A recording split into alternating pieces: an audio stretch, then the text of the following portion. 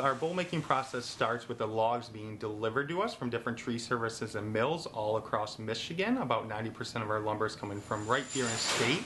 And from there they get power washed on a log deck. And then after they're power washed, they get cut into bowl blanks that go onto the lathes, and that's what how our nested bowls are turned. We have a small lathe and a large lathe where we're making 6-inch through 20-inch bowls.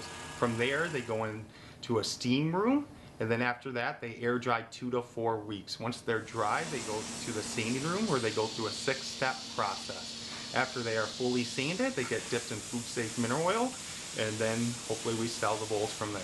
We're the largest manufacturer of wooden bowls in the United States. We're a family-owned company too. My dad, I work with him every day. Michigan is very loyal to small companies, small businesses. They want to keep the money in Holland, in this area, which that's the reason we've been able to be around since 1906, is because of our community, and that's a huge, huge part of our success, and we're very, very proud of that.